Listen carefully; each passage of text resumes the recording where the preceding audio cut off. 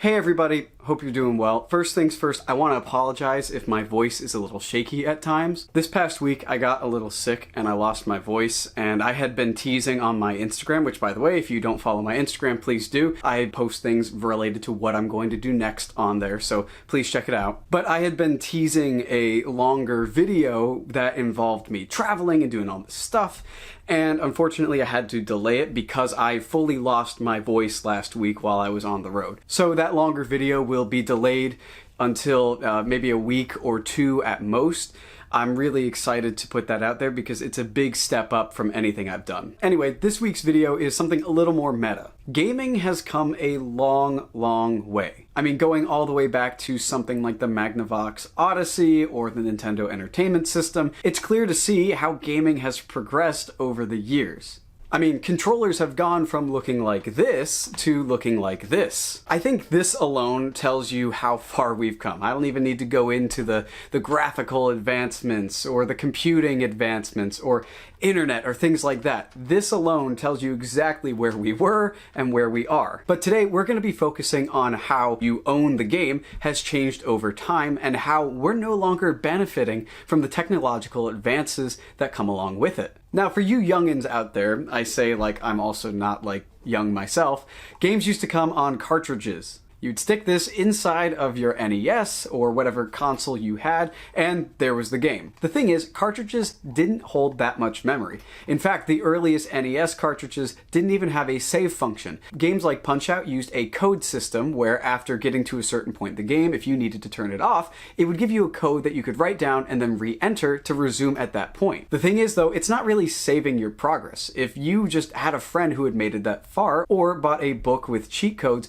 you could just take that code and get to the very end of the game instantly. Now, eventually they did add a save function to NES games and other cartridges. I believe Legend of Zelda was one of the first to do that. However, there were limitations that came with these cartridges, even with the save function. The memory wasn't all that great. You really couldn't put huge experiences on these cartridges without really pushing it. But while the N64 was still using cartridges, companies like Sony, Sega, and Atari, surprisingly enough, had switched over to CDs.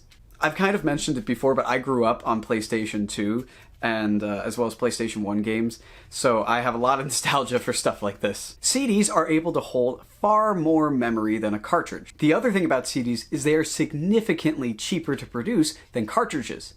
And this comes to one of the first examples I have of gamers benefiting from a technological leap. Sony was able to lower the cost of their games while providing larger experiences than companies that used cartridges like Nintendo. Sony could have decided to sell the games at a higher price to take home a larger profit, but instead they decided to use it as a competitive advantage, which at the end of the day helped the consumer out because we didn't have to pay as much for those games, and we got even more than we would on a far more expensive platform. You would think that this trend would continue over the years, that with each technological leap forward, we would benefit more and more. Many years after the PlayStation 1 and PlayStation 2, Sony would move on to DVDs and then into Blu-rays, which is what they currently store their games on today.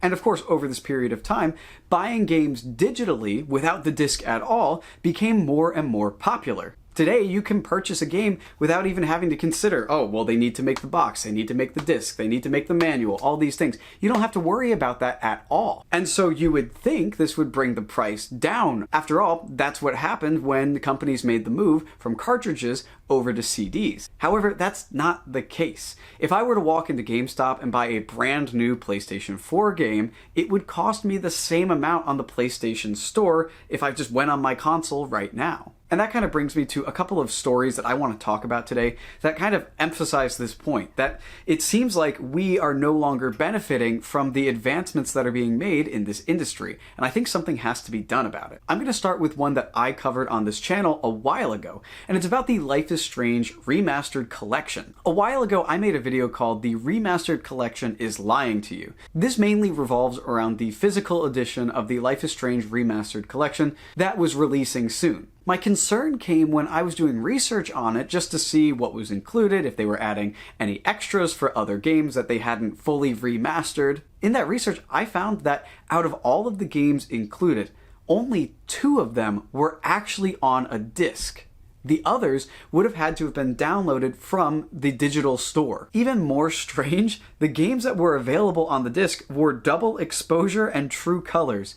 Games that, especially at that time, weren't the most loved of the series. You'd think they'd want to include their brand new shiny remasters of Life is Strange 1 and Life is Strange Before the Storm. If they had run into an issue with the amount of storage that they had on the discs, they would have just included more discs. It's not uncommon for these compilations or these collections that release physically to have multiple discs within them. It just kind of rubbed me the wrong way because this is meant to be the definitive version, but instead they decide to cheap out and only include 2 of them physically. The other far more popular story that has gone around relates to GTA 6. It was revealed that those who pre-ordered the physical edition of GTA 6 would not be getting a disc. Instead, they would get an empty case and a download code, which I think is just plain ridiculous. I mean, GTA 6 has been in development for how long? I mean, I've gone through college, I've gone through high school in the time that I've waited for GTA 6 to come out. And you're telling me they can't plan ahead to include physical discs? Now, Rockstar did say that they would eventually include actual discs months later. However, I've also read that there's been confusion as to what months later actually means. Do they mean like in the following months currently they're going to change it to include discs because they're producing them and they're kind of putting this warning out as, hey, just in case, it might come with a disc, it might not? Or do they mean that in the months following the release, they'll start to release discs, which is just strange to me. These people who are pre-ordering are your biggest fans, and you're gonna cheap out on them? I don't know, I find it ridiculous. Now, this part of the story is very much a rumor. A Polish outlet, PPE, claims that GTA 6 will have the physical disc come out sometime in December 2028.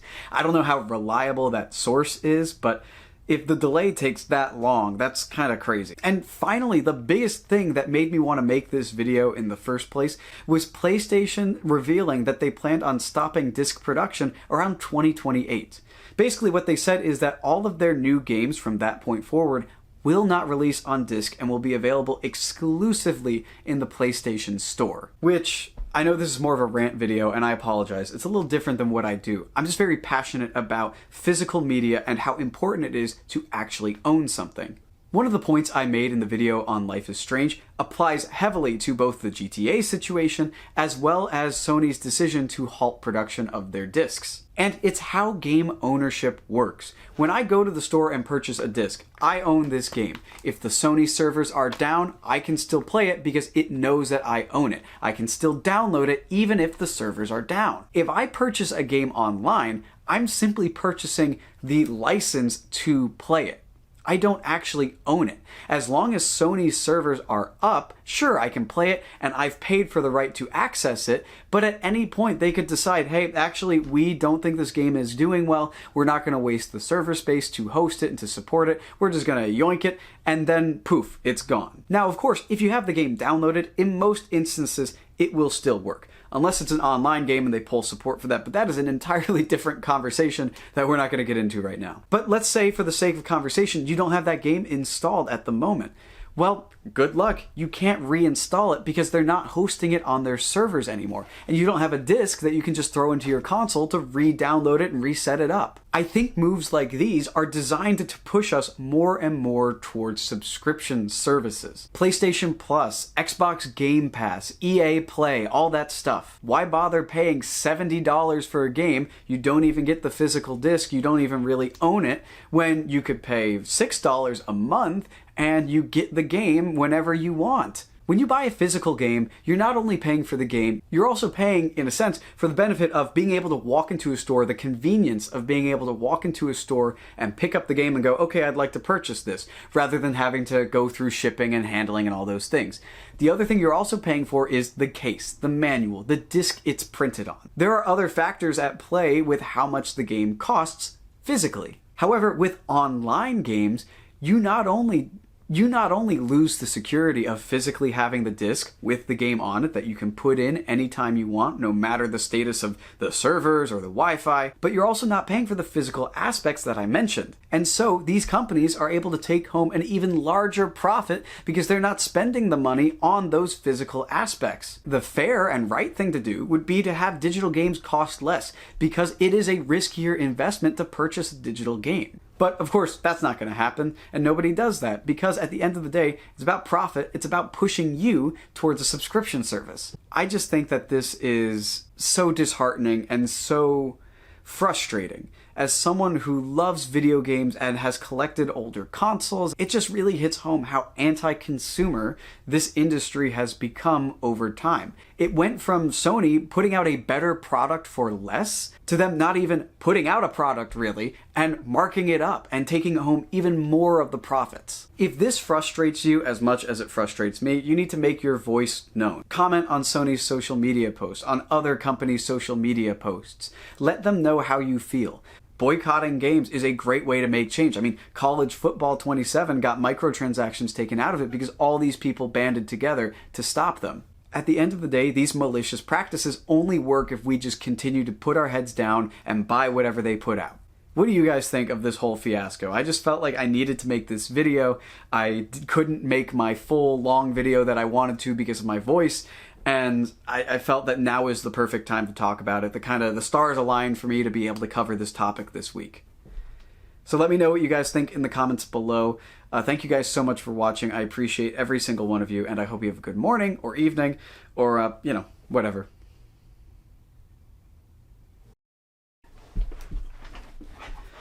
Yeah, I'm not playing any more Sony games. I'm going to be playing baseball from here on out, baby, because I can actually trust that this won't vanish. Oh my god, I dropped it. That's one thing about digital games. You can't just, drop them on the ground. So that's 0.1 Sony, 0.53 consumer, I guess, or something.